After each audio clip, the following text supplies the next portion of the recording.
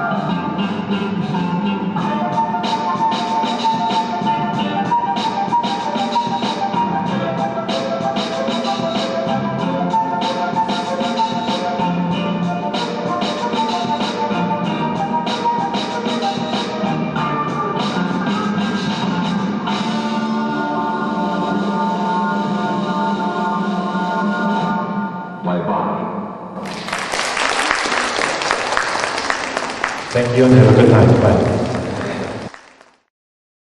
What I want to talk to you about is that the basic principles of illustration, animation, and graphic design always stay the same. Quick question, who here draws comic books? Or draws? Okay. I want to come to this phase first, talk about character design and talking about how shapes communicate. I'm going to show you another film, a short film.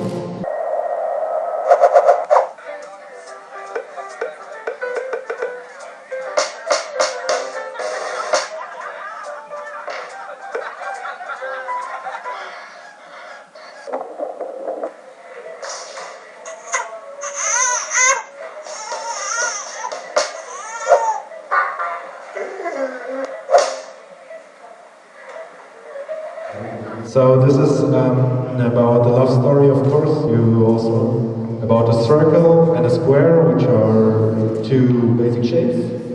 We had a story right there. There was out of those shapes we could develop a little story. So we learned some behavior about a square and a circle, or a box and a ball, and how they move. And it's a fun thing to be really basic. And if you're drawing comics, it's a good thing, or if you do an animation, it's a good thing to always think about those basic shapes. Вы рисуете свою станцию вручную, то есть это каскадово? Yes, animation is by hand. It's a frame. The I can show you frame by frame animation, an example in 1 minute.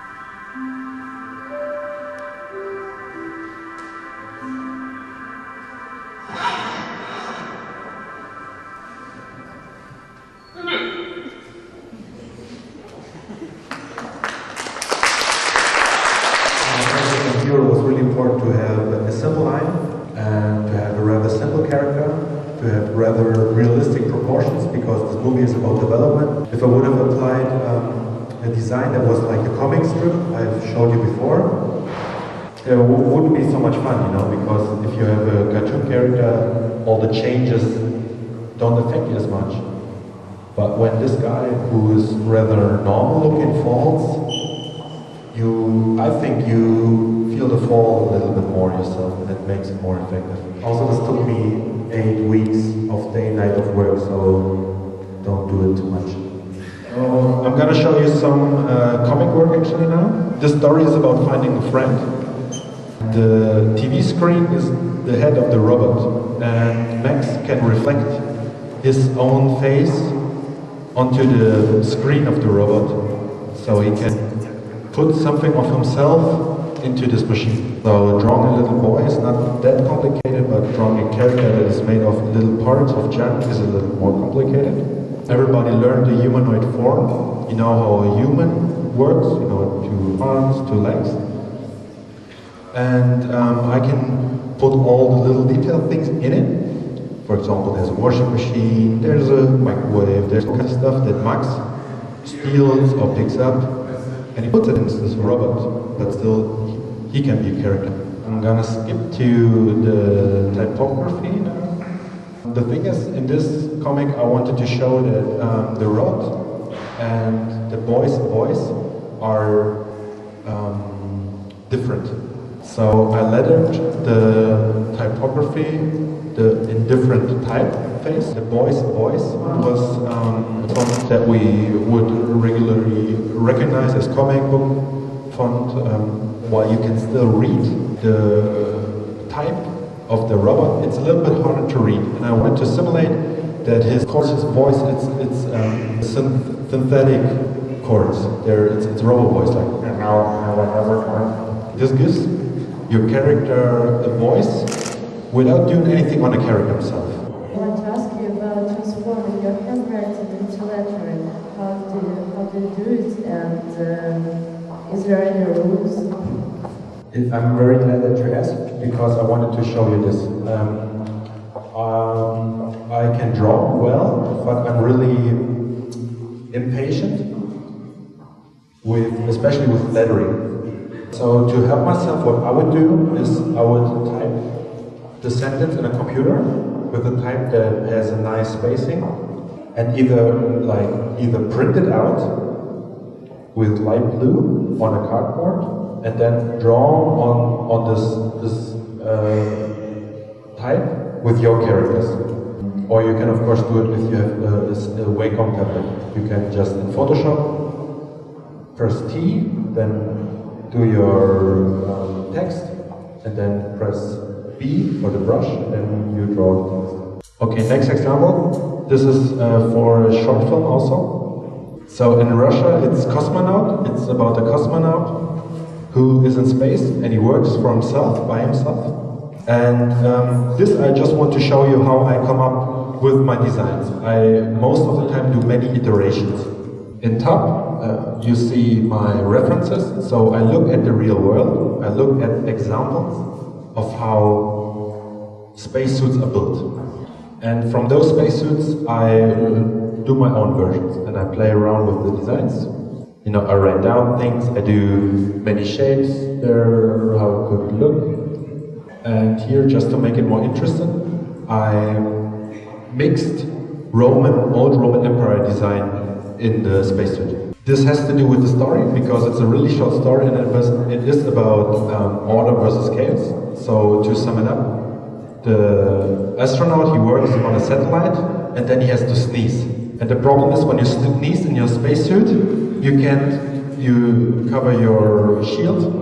So this is a big problem, and it's about chaos and things that fall apart. And I thought if I incorporate the design of a fallen empire, I will emphasize this message more.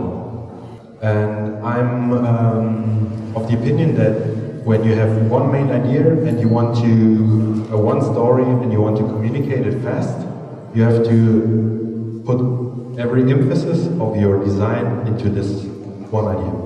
And there you can see some heads where I tried out different heads where I wasn't certain.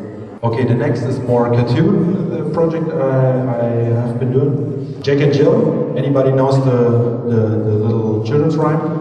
It's just let's say just two characters that do funny things every day. Today they're gonna bake something, they bake a cake. So they're baking and Jill says, Jack, don't eat all the cookie dough, it will get big in your belly. And Jack says, I keep something for you. Oh, and in the same, in the second page, panel, he just says it will get bigger. And in the last page, it really got bigger, so the character got bigger. Here you see not only that I apply through simple sentences some sense of personality, I always use the paneling to emphasize the idea. Of course, when you create characters, it's always important to like the characters, to like to draw them. You know, it's not. It would be wise to, for me, for example, to look at Spider-Man, like how he's drawn, like Marko Đorđević drew Spider-Man, and I like his style, and I try to do the same because I find it's cool. I find it that I failed in my past when I tried to do a style from an artist I really liked. So this is maybe a little tip that I can give you. Что появляется первым, история или персонаж? Actually, if you're interested in this, I would suggest to you a book by Philip Parker, which is called The Creative Matrix. But actually, and if I can answer it, it's sometimes one way or sometimes the other.